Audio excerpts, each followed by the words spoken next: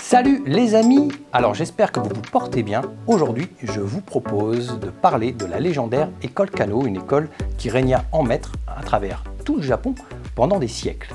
Et rien de mieux pour vous en parler que de vous proposer un petit unboxing très spécial en provenance directe de Kagoshima et surtout en provenance directe de ce qu'il reste des vestiges de l'école Kano. On voit ça ensemble, c'est parti!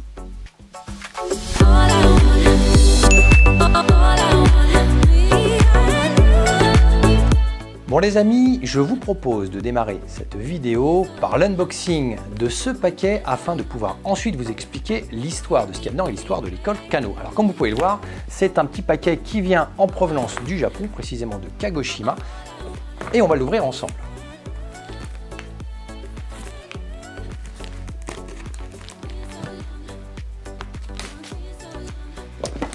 Alors il a mis du temps à arriver, il a mis plusieurs semaines, presque 2 mois avant d'arriver à la maison. Et ici,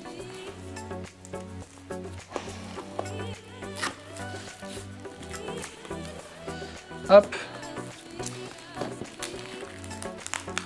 on l'ouvre ensemble. Comme vous pouvez voir, c'est pas un kimono.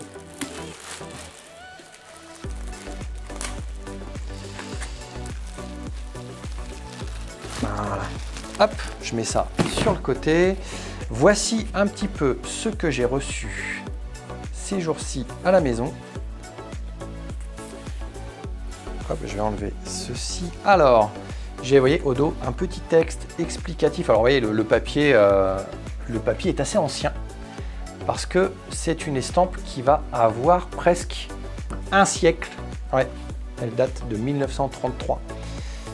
Et en fait, c'est déjà une réédition de 1933 d'une estampe qui était encore plus ancienne. Et voici donc l'estampe en question. Et donc, comme je vous le disais, c'est une véritable estampe japonaise, c'est-à-dire qu'elle correspond aux critères dont on a fait un petit tuto cet été sur la galerie Uchiwa, et vous avez pu voir à travers notamment quelques bois gravés, à travers des images telles que la grande vague de Kanagawa, comment sont faites véritablement les estampes sur un papier qui, la plupart du temps, est un papier organique, un papier végétal, avec des encres qui sont très vives. D'ailleurs, on le voit, les encres ici sont encore extrêmement vives, alors que c'est quelque chose qui a pas loin d'un siècle.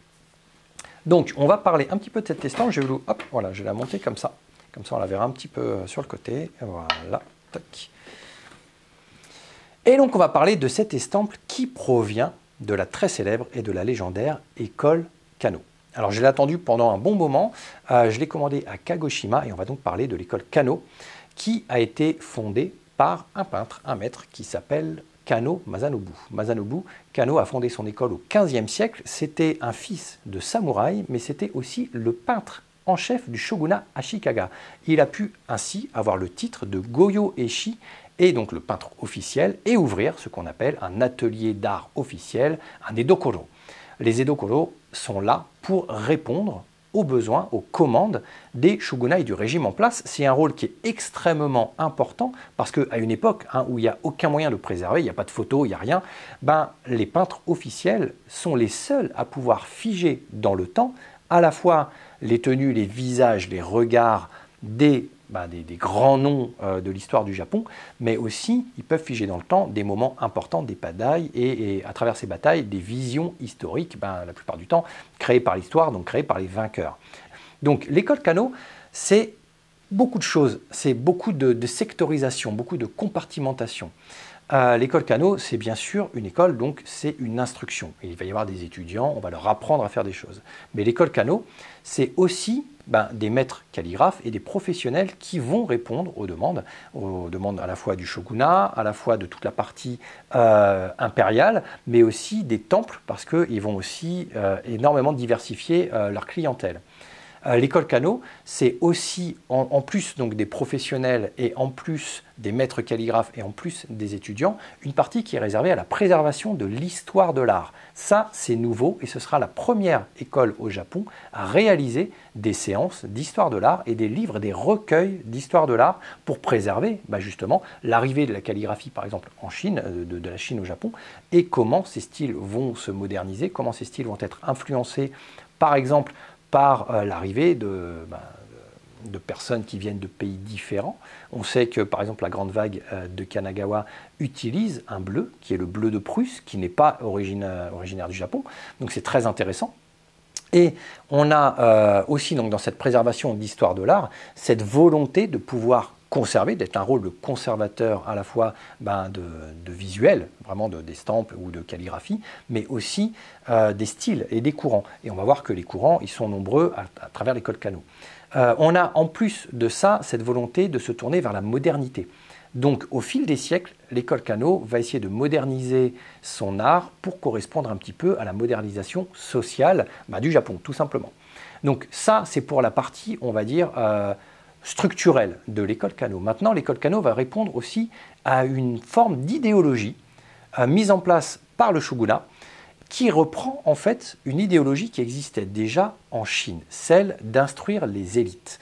En Chine, et depuis déjà des siècles, il y avait un système mis en place dans le but d'instruire et de proposer des diplômes académiques à des castes supérieures impériales pour pouvoir créer justement une élite de gentlemen instruits par notamment des arts comme la calligraphie, et on va les appeler les literati. C'est toutes ces personnes-là, ces élites instruites, on va les appeler les literati ou les scholar gentlemen.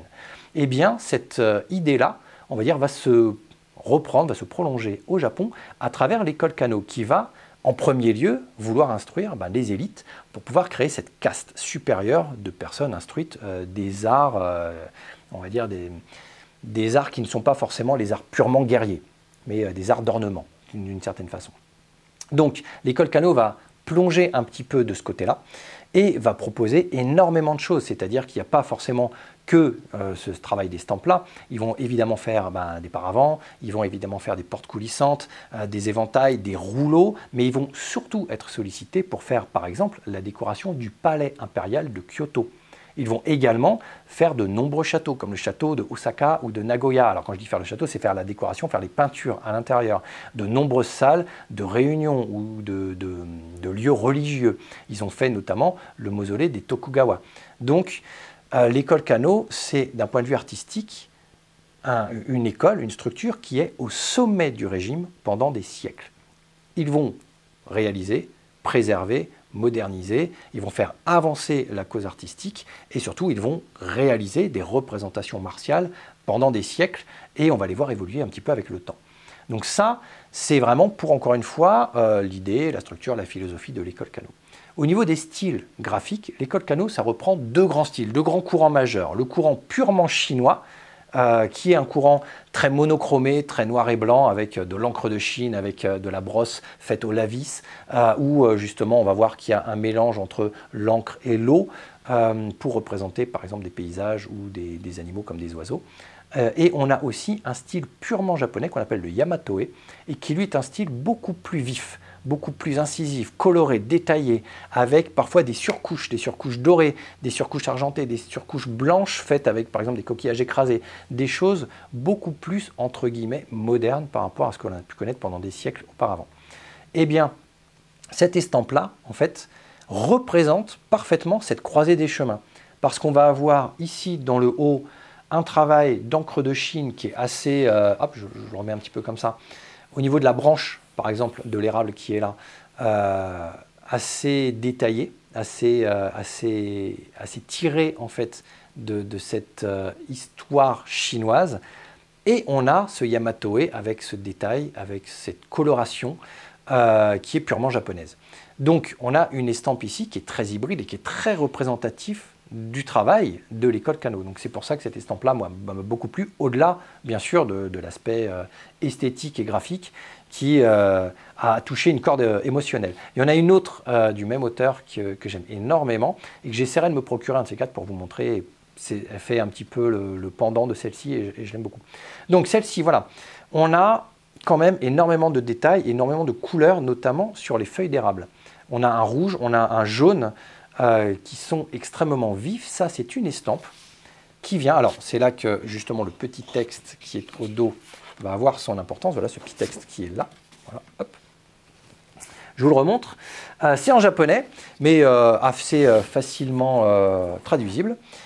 En fait, c'est une estampe que je me suis procurée donc, dans une galerie d'art japonais qui proposait une édition en fait, de 1933 de l'éditeur Unsodo qui a décidé d'éditer un livre d'estampes reprenant les œuvres majeures de l'école Kano. Parce que les œuvres majeures ont plusieurs siècles. Et là, en fait, c'est le travail d'un éditeur d'il y a une centaine d'années, une petite centaine d'années, 1933, qui reprend donc les parchemins de l'école Kano, les parchemins les plus importants. Donc celle-ci fait partie des œuvres majeures de l'école Kano, de la fin de l'école Kano. Et elle est réalisée par Arashino Shuzui. Alors, il ne s'agit pas d'une estampe moderne, d'une réédition moderne, comme on peut les voir, par exemple, dans les prestigieux ateliers Adachi, qui, eux, sont des ateliers modernes, avec des étudiants d'aujourd'hui, qui vont recréer des bois pour refaire de la gravure sur bois, pour refaire des estampes originales, on va dire originales modernes, avec les vrais procédés traditionnels d'estampes qui ont plusieurs siècles. Ici, c'est une estampe qui a une centaine d'années, qui avait à l'époque été rééditée selon le même procédé d'origine des ateliers de l'école Kano, et qui justement est conservée depuis une centaine d'années. Donc là, on a une galerie d'art qui propose quelques éditions comme ça de l'éditeur Unsodo de 1933. Et pour l'anecdote, en fait, lorsque j'ai acheté cette estampe-là, l'éditeur m'a contacté quelques semaines après, pas l'éditeur, pardon, oui, bah si, enfin, la galerie d'art, le revendeur, pour me dire en fait que l'estampe que je venais d'acquérir n'était plus disponible, qu'il l'avait en fait déjà vendue, mais qu'il m'en proposait une autre. Et donc il m'a envoyé la photo, le PDF dans le mail, et en fait en ouvrant le PDF, c'était exactement la même. Donc j'aurais répondu, bah, vous avez dû vous tromper de PDF parce que c'est précisément la même. Il dit non, non, non, non, c'est pas la même. C'est de la même année, c'est du même éditeur, c'est du même concepteur, Shuzui, mais il en a fait plusieurs. Il y a parfois des premières éditions. Vous savez, on en a parlé aussi sur la grande vague de Kanagawa cet été dans la galerie Uchiwa. C'est que les bois d'origine et les premières éditions, puisque c'est comme de la presse, en fait, hein, c'est de la presse ancestrale, sont extrêmement bien cotés, d'ailleurs sont plus détaillés parce que le bois est encore extrêmement fin, mais au bout de plusieurs centaines de passages, le bois les détails seront un petit peu moins bons. Donc les premières éditions peuvent se vendre à plusieurs millions d'euros, c'était le cas notamment de la grande vague de Kanagawa. Et donc ici, on a des bois qui datent d'une centaine d'années, qui ont réalisé des reproductions. Mais il y en a eu plusieurs, c'est pour ça qu'elle me disait, alors cette reproduction-là, ce bois-là, a travaillé un peu plus, et l'estampe que vous avez achetée, en fait, si vous regardez bien dans les visuels, donc ils m'ont envoyé les deux PDF, il n'y a pas tout à fait précisément les mêmes détails aux mêmes endroits. On va dire qu'il y a des détails qui sont un tout petit peu plus pointu à droite, flou à gauche et inversement sur l'autre. Il y a des petites choses, des petits éclats ou des petites choses comme ça, des petites taches d'une certaine façon, qui ne sont pas tout à fait les mêmes parce que forcément le papier se tache au bout de plusieurs passages, puisque c'est le même papier qu'on enlève et qu'on remet, on fait un passage d'encre, on enlève le papier, on met un autre bois, on fait un passage d'encre, on remet le papier. Donc les papiers ne sont pas tout à fait identiques. C'est pas comme une impression numérique.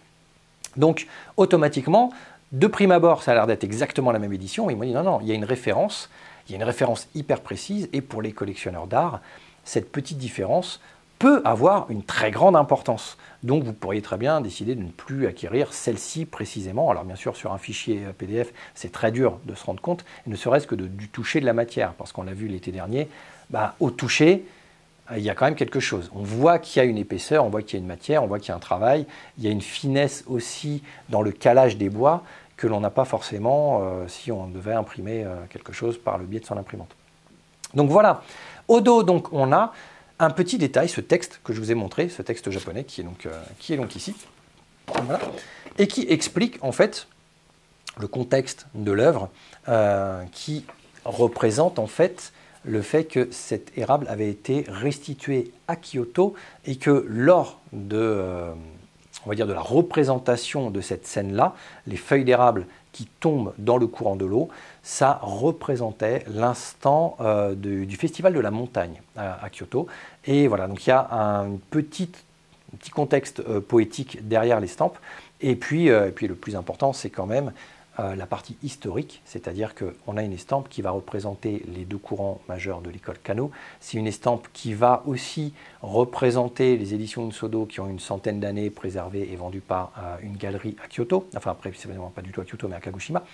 Et on a aussi donc cette histoire historique vraiment au sens noble du terme de l'école Kano dans sa représentativité au fil des siècles de l'histoire du Japon et des shogunats. Donc c'est une estampe qui n'est pas juste un dessin et qui a une valeur un petit peu plus particulière, qui n'a rien à voir avec celle que je vous avais montrée l'été dernier, que je m'étais procurée, qui était un Kawagoe, qui elle était une reproduction numérique sur papier organique aussi, sur papier végétal, de très haute qualité, mais qui était une reproduction numérique. Là, ce n'est pas du tout une reproduction numérique, et on parlera prochainement des ateliers Adachi, dont je vous parlais il y a quelques instants, qui sont donc pour le coup des ateliers de reproduction moderne d'estampes anciennes, selon des critères et des façons de faire ultra traditionnelles, ultra historiques, avec des maîtres calligraphes et des maîtres de l'estampe qui vont officialiser certaines productions et qui vont pouvoir d'ailleurs, pour certains, authentifier certaines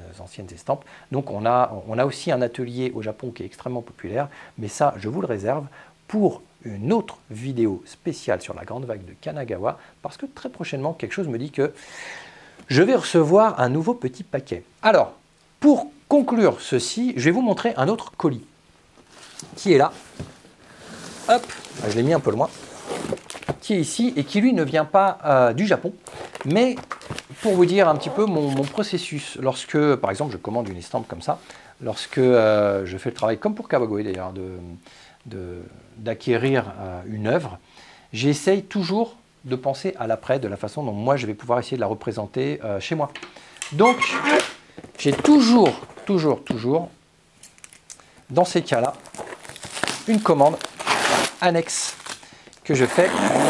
Hop, alors je vais l'ouvrir en direct avec vous. On va la découvrir ensemble. C'est le deuxième unboxing surprise, celui-ci, de la vidéo. Et ici, je vais voir un petit peu ce que ça donne. Alors j'ai un petit caisson. Il est... La vache! Il est protégé, hein. Hop, voilà. Ça, je le pousse. Alors, j'ai un petit caisson ici que je vais essayer d'ouvrir rapidement. Hop.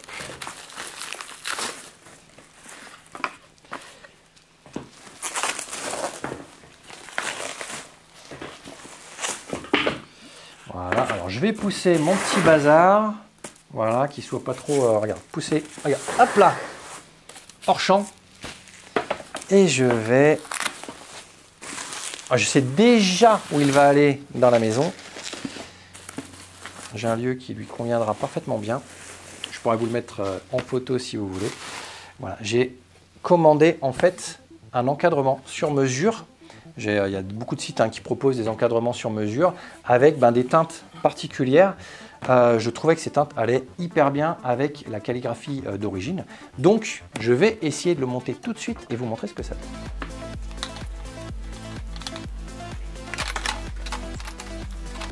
Donc l'avantage de ces sites-là, c'est que vous pouvez avoir précisément un passe-partout, une marie-louise tel que vous le voulez, de la teinte que vous voulez, il y a un assemblage qui est assez précis. Il faut toujours penser à enlever le plastique de protection qu'il y a en fait sur le plexiglas, parce que désormais, depuis quelques années, c'est plus du verre, bien évidemment, c'est du plexi. Donc là, on a l'encadrement en bois qui est ici, et on a donc ce plexi, et il faut enlever. Parfois passer un petit coup de lave-vitre dessus. Et voici donc ce que va donner, voilà, l'estampe une fois encadrée, une fois dans son coffrage. Donc comme je vous le disais, je sais déjà où elle va terminer à la maison. Et c'est tout ce que je pouvais vous dire cette semaine sur la légendaire école Kano qui franchement est un pilier culturel de l'histoire du Japon, donc ce serait quand même dommage de passer à côté d'un tel sujet. Prochainement donc un petit tuto sur les ateliers Adachi, mais aussi quelques tutos sur les nouvelles et meilleures combines pour pouvoir commander au Japon à moindre coût. Avant, ça coûtait très cher de pouvoir importer notamment du matériel martial. Et bien de nos jours, il y a un nouveau procédé qui commence à émerger et qui est absolument exceptionnel. On en parlera très prochainement. D'ici là, portez-vous bien, passez une très bonne semaine. Allez, ciao!